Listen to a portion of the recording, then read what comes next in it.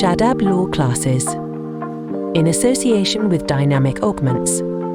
Hello everyone, आज जो हम टॉपिक समझने जा रहे हैं बीएनएसएस का, वो समझने जा रहे हैं 528, जो कि बात करता है इनहेरेंट पावर्स की।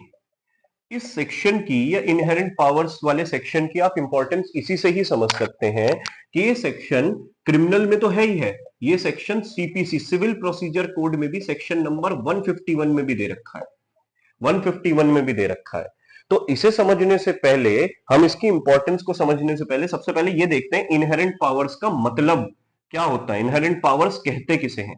देखिए, इनहेरेंट पावर्स बेसिकली कोर्ट को कोई देता नहीं है, ऑटोमेटिकली कोर्ट के पास होती है, ठीक है, क्योंकि जस्टिस ओरिएंटेड अप्रोच, कोर्ट को तो जस्टिस ही करनी है ना, दो पक्ष के बीच में कोर्ट का काम क्या है कि जस्टिस किस तरीके से हो। तो कोर्ट क्या करता है, जस्टिस ओरिएंटेड अप्रोच अपनाता है, तो उसे कुछ पावर्स हैं कोर्ट को, ठीक है। अब किसी इंसान में वो पावर नहीं है, जो भी उस जज की कुर्सी पे बैठेगा ऑटोमेटिकली उसके पास इनहेरेंट पावर्स आ जाएंगी। बात समझ में आ रही है आपको कि उसे जस्टिस ही करनी है। क्यों? अब देखिए, इनहेरेंट पावर्स कैसी पावर्स है, बेसिकली क्या है कि हमें एक कोडिफाइड प्रोसीजर मिल गया है, ठीक है, जो कि बहुत मतलब बिल्कुल ही रिजिड प्रोसीजर है कि इस प्रोसीजर के हिसाब से आपको चलना है। मगर कोर्ट का काम है जस्टिस करना। कोर्ट ये सोचेगा ना कि मैं जस्टिस किस तरीके से कर सकता हूं, तो प्रोसीजर के अगर हिसाब से चलेगा तो कभी कभी ऐसा होता है कि प्रोसीजर इनसफिशिएंट पड़ गया, किसी जगह पे प्रोसीजर इनसफिशिएंट हो गया कि कोर्ट को समझ ही नहीं आ रहा कि इसमें तो कोई प्रोसीजर दे नहीं रखा, तो कोर्ट अपनी इनहेरेंट पावर्स का इस्तेमाल कर सकता है वहां पे, ठीक है, जहां प्रोसीजर इनसफिशिएंट हो जाता है। और इनहेरेंट पावर ये वाली 528 भी ये वाली बात एक तरीके से कहता है कि जहां पे जो रिटर्न प्रोसीजर है वो कम पड़ जाएगा या इनसफिशिएंट पड़ जाएगा, तो मैं वहां उसे सपोर्ट देने आ जाऊंगा, ठीक है। या फिर दूसरी चीज, जहां पे प्रोसीजर ज्यादा रिजिड हो रहा होगा और जस्टिस कुछ डिमांड कर रही होगी, तो मैं जस्टिस सर्व करने के लिए जस्टिस फॉलो होगी, ना कि प्रोसीजर। आइए इसे समझते हैं, ठीक है। सबसे पहले इनहेरेंट पावर जो है 151 में सिविल प्रोसीजर कोड में है, ऑल कोर्ट्स, सारे कोर्ट्स के पास है। मगर बीएनएसएस में क्रिमिनल मैटर्स में जो ये पावर है केवल और केवल हाई कोर्ट के पास है। तो ऐसा क्यों कि वहां सारे कोर्ट्स के पास है और यहां केवल और केवल किसके पास है कि हाई कोर्ट के पास है क्रिमिनल मैटर्स में। तो ऐसा इसलिए क्योंकि यहां पे सोसाइटल इंटरेस्ट इन्वॉल्व रहता है। सोसाइटल इंटरेस्ट क्या होता है? देखिए, क्राइम अगेंस्ट सोसाइटी होता है। और दूसरी चीज एक और है कि जो केस चलता है एक्यूज्ड के अगेंस्ट, उसके right to life, right to freedom, ये सारी चीजें, लिबर्टी, सब चीजें हम कर्टेल करते हैं इसके अंदर बेसिकली। यहां पे इंडिविजुअल इंटरेस्ट होता है कि प्रॉपर्टी का मैटर है, दो लोगों के बीच में है, या फैमिली मैटर है, दो लोगों के बीच में। क्राइम जो है पूरी सोसाइटी के अगेंस्ट होता है, तो इसी वजह से ज्यादा लार्जर सोसाइटल इंटरेस्ट होता है और ज्यादा सीरियस मैटर्स होते हैं। तो इसी वजह से ये पावर हमने किसको दे दी कि भाई ये ज्यादा सीरियस मैटर्स आते हैं, केसेस आते हैं, तो ये पावर हाई कोर्ट अगर इस्तेमाल करे तो ज्यादा बेहतर है। तो इस वजह से हाई कोर्ट को ये पावर दी गई है, हाई कोर्ट को ये पावर दी गई है। तो सिविल प्रोसीजर कोड में ये पावर किसके पास है? सेक्शन नंबर 151 में सारे कोर्ट्स के पास और यहां हाई कोर्ट के पास। अब इनहेरेंट पावर कहता क्या है, चाहिए समझते हैं। 528 कह रहा है nothing in this Sanhita shall be deemed to limit और इफेक्ट, ठीक है, लिमिट और इफेक्ट, ये वाली बात कह रहा है। सिंपल सी चीज है कि कोई भी इस प्रोसीजर जो बीएनएसएस है, ये जो संहिता है, इसके अंदर कोई भी ऐसा सेक्शन नहीं है जो कि हाई कोर्ट की इनहेरेंट पावर्स की लिमिटेशन को बता सके कि भाई आपकी ये लिमिट है या आपकी वो लिमिट है। किसी भी तरीके की कोई लिमिटेशंस नहीं बता सकता, ठीक है। उसके पास अनलिमिटेड पावर्स हैं, जस्टिस और जस्टिस के लिए उसके पास लिमिटेड नहीं है, अनलिमिटेड पावर्स है, ठीक है। तो लिमिट नहीं करेगा, इफेक्ट नहीं करेगा, ठीक है। Inherent power of high court और to make such order as may be necessary. अब धीरे धीरे करके एक एक करके इनहेरेंट पावर्स को हम समझते हैं। पहली इनहेरेंट पावर यह है to make orders more effective.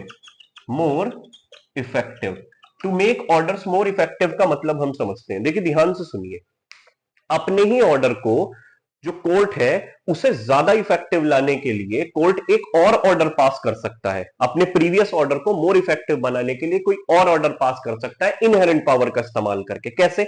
मान के चलिए कि हाई कोर्ट ने एक ऑर्डर दिया कि उस बंदे के खिलाफ मैं वारंट इशू कर रहा हूं, आप उसे अरेस्ट करके लेके आइए। पुलिस वालों को ये वारंट दे दिए, ठीक है। पुलिस वाले आ जाते हैं रिटर्न, ठीक है, याद रखिएगा वारंट कभी भी खुद से कैंसिल नहीं होता, उसे या तो कोर्ट कैंसिल करता है या फिर क्या होता है, वारंट एग्जीक्यूट ही होता है।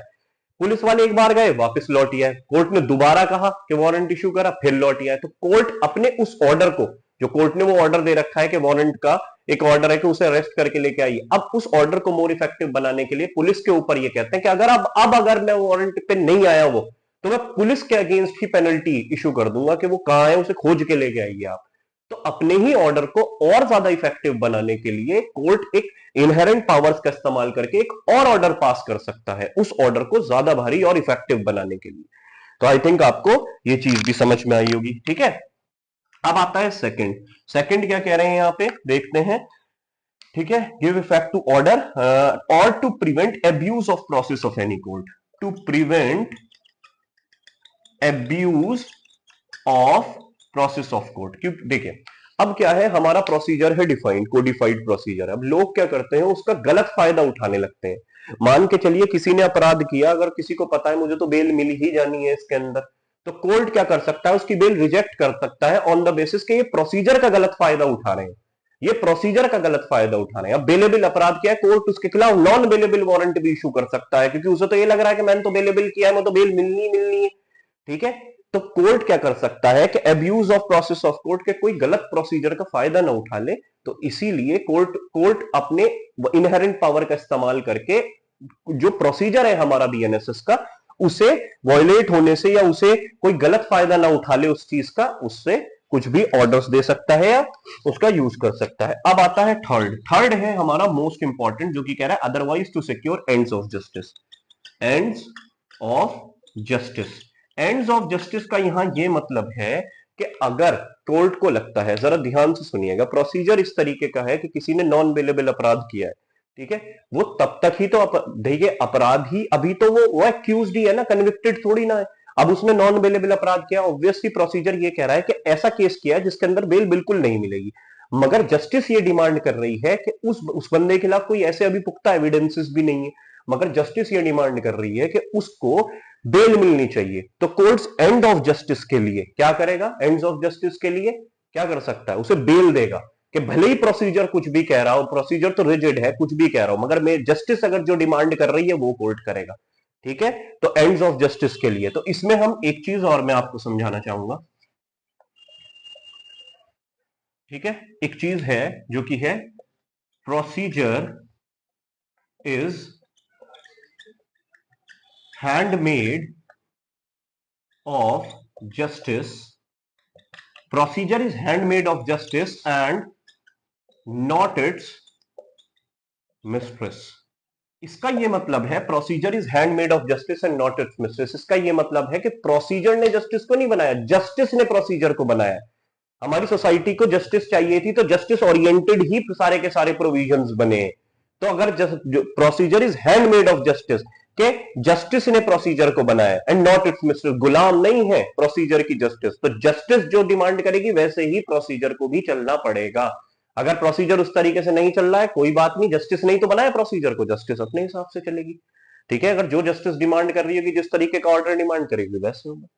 आई थिंक आपको ये समझ में आया होगा 528 inherent power of high court अच्छे से। All the best.